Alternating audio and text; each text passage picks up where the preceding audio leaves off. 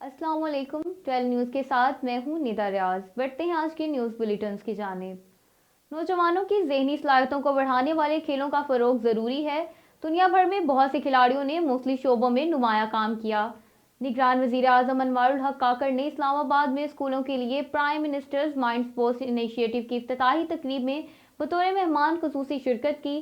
Prime ministers mind sports initiative की इफ्तिताही तकरीब से खिताब करते हुए निगरान वज़ीर आज़म ने कहा कि बैरून मुल्क से शिरकत के लिए आए मेहमानों का खैर मुकद्दम करते हैं। अनवारुल हक काकड़ ने कहा कि नौजवानों के लिए ज़हनी सलाहियतों को बढ़ाने वाले खेलों का फ़रोग ज़रूरी है। खेल मुख्तलिफ मुल्कों के दरमियान राब्तों का ज़रिया है। निगरान वज़ीर आज़म ने मज़ीद कहा कि दुनिया भर में बहुत से खिलाड़ियों ने मुख्तलिफ शोबों में नुमाया काम किया। चेस के फ़रोग के लिए काम करने वाले मुतल्लिका अफराद को खराज तहसीन पेश करता हूँ।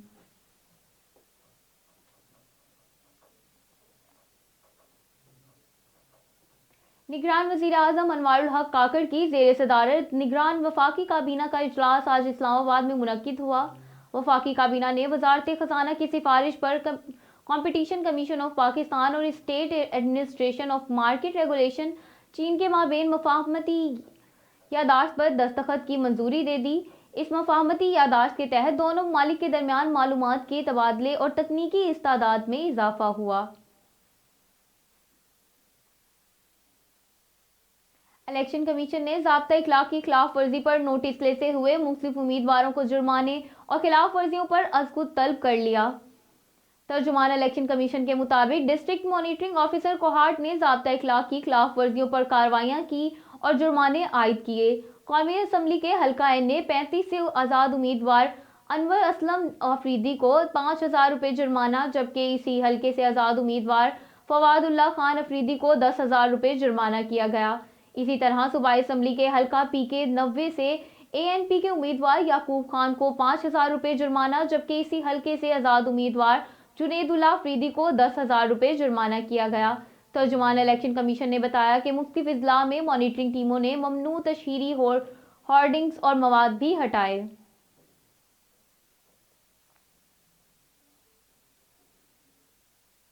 निगरान वज़ीर ख़ारजा जलील अब्बास जिलानी से बेल्जियम की वज़ीर ख़ारजा हज्जा लहबीब ने मुलाकात की। दफ्तर ख़ारजा के मुताबिक दौरा ब्रसेल्स के दौरान वज़ीर ख़ारजा जलील अब्बास जिलानी से बेल्जियम की वज़ीर ख़ारजा हज्जा लहबीब ने मुलाकात की। मुलाकात में दो तरफ़ा ताल्लुकात का जायज़ा और इत्मीनान का इजहार किया गया। मुलाकात के दौरान तजारत, तालीम, अवाम से अवाम के राब्तों में ताउन पर भी तबादला ख्याल किया गया। निगरान वज़ीर ख़ारजा ने दो तरफ़ा ताल्लुकात को मज़ीद मजबूत बनाने और ताउन की अहमियत पर जोर दिया। दोनों रहनुमाओं ने बाहमी खुशहाली के लिए ताउन की नई राहें तलाश की अहमियत पर भी बातचीत की।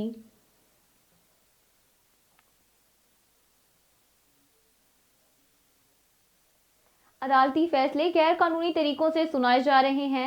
अडियाला जेल के बाहर सहाफ़ियों से गुफ्तगू करते हुए बैरिस्टर गोहर ने कहा कि वकला मौजूद थे, लेकिन दरख्वास्त के बावजूद मौका नहीं दिया गया। जज ने मुल्जिमान के 342 के बयानात अपने मोबाइल फ़ोन में दिखाए। उन्होंने कहा कि जज साहिब ने फैसले में PTI के वकला से मुतल्लिक दरख्वास्त नहीं लिखा, दुरुस्त नहीं लिखा। PTI वकला हर वक्त अदालत में मौजूद होते हैं और हर तारीख पर पेश होते हैं, इन्हें मौका नहीं दिया जा रहा।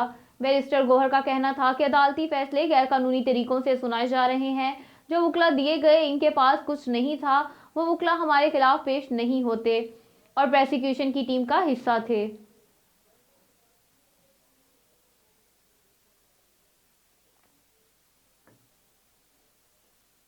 पंजाब में खतरनाक नमूनिया, मजीद 7 बच्चों की जिंदगियां निगल गया। पंजाब भर में स्मोग और खुश्क सर्दी से नमूनिया केसेस में इजाफा जारी है। गुज़श्ता 24 घंटों के दौरान सूबे में नमूनिया के मजीद 320 केस रिपोर्ट हुए, जबकि 7 बच्चे दम तोड़ गए। सूबाई दारुल हुकूमत लाहौर में नमूनिया से गुज़श्ता 24 घंटों के दौरान एक बच्चा इंतकाल कर गया, जबकि 180 केसेस रिपोर्ट हुए हैं। लाहौर में नमूनिया के मजमूई केसेस की तादाद 3020, जबकि पंजाब में मजमूई तौर पर 13,460 से ज़ायद केसेस रिपोर्ट हुए। पंजाब भर में नमूनिया से जाँ बहक बच्चों की तादाद 298 तक पहुंच गई है, जबकि लाहौर के अस्पतालों में नमूनिया, चेस्ट इन्फेक्शन और वायरल इन्फेक्शन के सैकड़ों बच्चे ज़ेर इलाज हैं।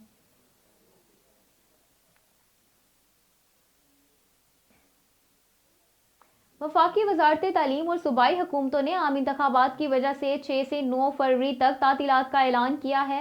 मुल्क भर के तालीमी इदारों में 9 रोज़ की छुट्टियां होंगी। 5 फरवरी को यौम कश्मीर की तातील होगी। 3 और 4 को हफ्ते और इतवार की छुट्टी होगी।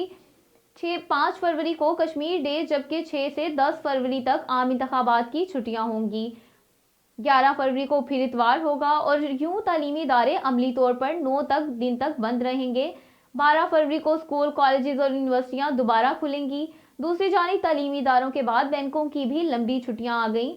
मुल्क भर में यौम कश्मीर, आम इंतखाबात और हफ्तावार तातीलात के बायस आइंदा 10 रोज़ में सिर्फ 3 दिन बैंक खुले रहेंगे।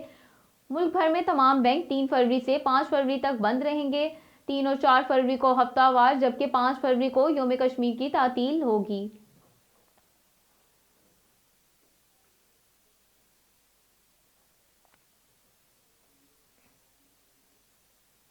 तालीमी इदारों के बाद बैंकों की भी लंबी छुट्टियां आ गईं। मुल्क में यौम कश्मीर, आम इंतखाबात और हफ्तावार तातीलात के बायस आइंदा 10 रोज़ में सिर्फ 3 दिन बैंक खुले रहेंगे।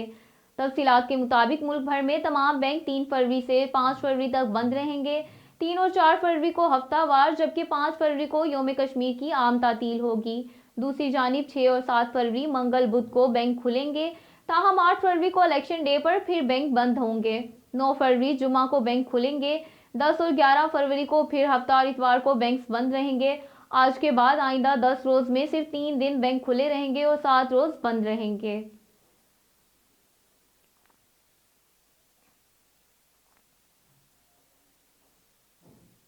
बुलेटिन में शामिल करते हैं इलाकाई खबरें।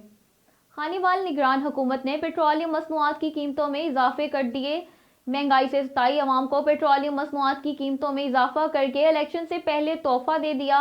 शहरी पेट्रोलियम मसनूआत की कीमतों में इजाफे से नाला दिखाई देते हैं। पेट्रोल पंप पर शहरी के साथ अदनान रसूल मौजूद हैं, इनसे तफसीलात जानते हैं। जी अदनान रसूल, क्या कहना है शहरी का, आगाह कीजिएगा।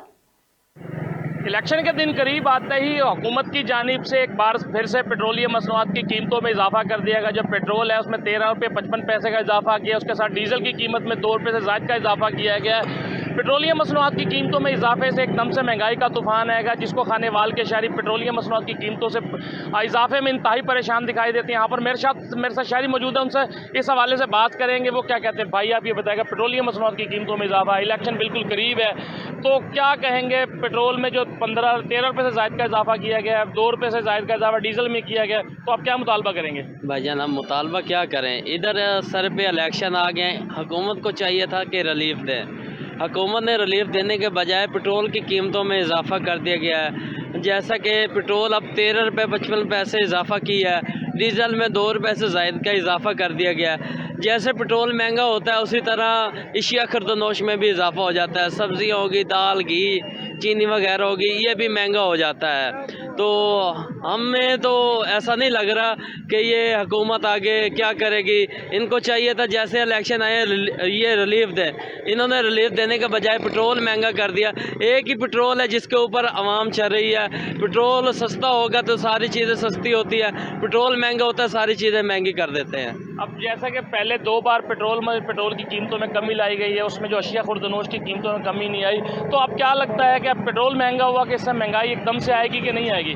भाईजान महंगाई तो आ गई है, पेट्रोल यकदम महंगा करते हैं। रात को गरीब आदमी सो रहा होता है, सुबह उठते हैं देखते हैं पेट्रोल महंगा हो गया है, तो हमें तो ऐसा नहीं लगता। अब गवर्नमेंट ने बिजली की कीमत में भी 5 रुपये से ज़ायद का इजाफा किया है और फी यूनिट में, तो इस हवाले से आप क्या देखते हैं। इस महंगाई की शरह में भी इजाफा होगा तो आप आने वाले इलेक्शन में अपना उम्मीदवार किसको देखेंगे और किसको वोट देंगे, ये आप फैसला जो है ये आप लोगों ने करने के बारे में क्या कहेंगे। भाईजान आपने ये सवाल तो अच्छा किया, लेकिन अब कैंडिडेट तो हम देखेंगे जो हमारे काम करेगा। मिसाल के तौर पे ये रोड टूटा फूटा है, सेवरेज का निज़ाम हो गया, फ़िल्टर प्लांट, साफ़ पानी हो गया, ये जो चीज़ें होती है ना इंसान की ज़िंदगी के लिए, सेहत के लिए अच्छी होती है। सेहत है तो सब कुछ है। लेकिन आपने सवाल किया कि ये वोट आप किसको देंगे, अभी हमने कुछ नहीं सोचा, क्योंकि 5-6 दिन बाकी पड़े हैं। जब टाइम नज़दीक आएगा कैंडिडेट को देखेंगे जो हमारे साथ अच्छा तावन करेगा, हम उसके साथ चलेंगे। अच्छा, जैसा कि आपने इनकी गुफ्तगू सुनी, इनका यही कहना था कि अभी इलेक्शन में 5-6 दिन बाकी है। मजीद इनका ये कहना था कि जो हमारी बुनियादी ज़रूरत की जो चीज़ें हैं, जिसमें बिजली है, गैस है। बहुत शुक्रिया अदनान रसूल तफसीलात से आगाह करने के लिए। खबरों के सिलसिले को आगे बढ़ाते हैं। पत्तों की थाना सिराय मुगल के इलाका में पुलिस मुकाबला, 2 इजलाकों मतलूब खतरनाक डाकू को जख्मी हालत में गिरफ्तार। डाकू की शनाख्त मुख्तार और मक्खी कौम में सकना औलक के नाम से हुई। जख्मी डाकू राहजनी की मुतअद्दिद जायद संगीन वारदातों में जिला कसूर ननकाना पुलिस को मतलूब था, जो मज़ाहमत पर शहरियों को फायर मारने से भी गजीर न करता था।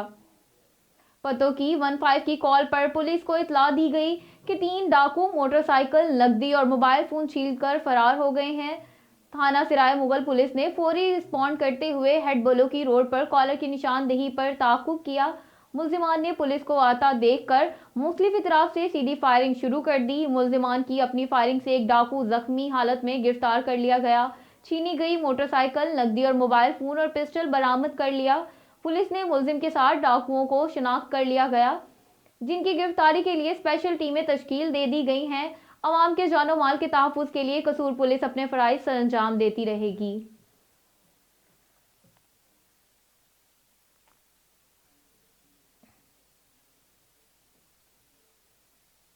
बुलेटिन में शामिल करते हैं बैनुल-अक़वामी खबरें। इसराइली फ़ौज की गज़ा में बदतरीन जारहत का सिलसिला जारी है। 24 घंटे में मज़ीद 118 फ़लस्तीनी शहीद हो गए। फ़लस्तीनी वज़ारत सेहत के मुताबिक इसराइली फ़ौज के हमलों के नतीजे में फ़लस्तीनी शहदा की मजमूई तादाद 27,000 और ज़ख्मियों की तादाद 66,000 से तजावज़ कर गई। इसराइली फ़ौज ने मरकज़ी इलाकों के बाद सरहदी इलाके रफ़ा की जानिब पेशकदमी शुरू कर दी। इसराइली वज़ीर दिफ़ा का कहना था कि ज़मीनी कार्रवाई के लिए हमारा अगला टारगेट रफ़ा का इलाका है। उन्होंने इस बात पर जोर दिया कि हमास के खिलाफ जंग जीतने के लिए हमें रफ़ा तक पहुंचना लाजमी है।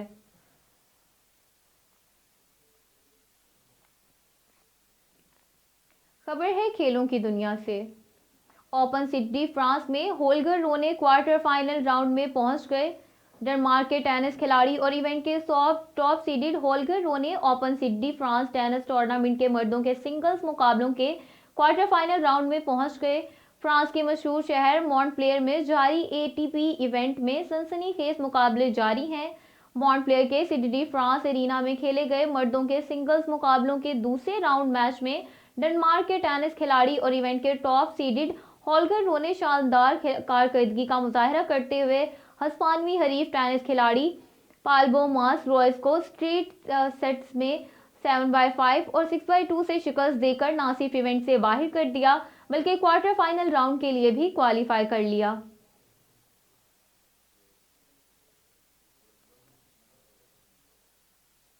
खबर है शोबिस की दुनिया से। खूबरू पाकिस्तानी अदाकारा किंजा हाशमी का वैलेंटाइन की मुनासबत से करवाया गया फोटोशूट सोशल मीडिया पर वायरल हो गया। हाल ही में किंजा हाशमी ने photo and video sharing app Instagram पर वैलेंटाइन की मुनासबत से कराए गए फोटोशूट की तस्वीर मदाहों के साथ शेयर की। मज़कूरा तस्वीर में अदाकारा सुर्ख रंग का बॉडीकॉन ड्रेस पहने नजर आ रही हैं। साथ ही वो अपने हाथ में अनगिनत खूबसूरत गुलाब के फूल थामे दिलकश अंदाज में कैमरे के सामने पोज देते नजर आ रही हैं। किंजा हाशमी बना आस्तीन के बॉडी हैंगिंग गाउन के साथ हाई हील्स और बैग थामे वैलेंटाइन को खुशामदीद कहते हुए मदाहों की तवज्जो अपनी जानिब मबजूल करवा रही हैं।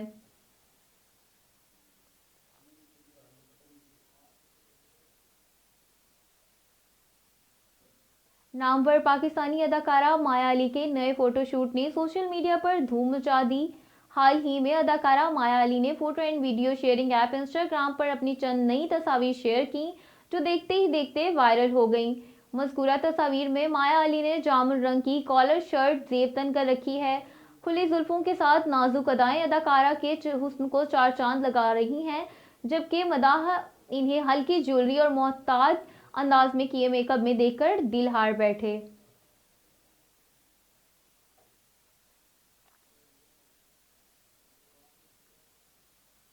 न्यूज़ स्टूडियो से फिल वक्त इतना ही। मज़ीद खबरों और अपडेट्स के लिए देखते रहें 12 न्यूज़।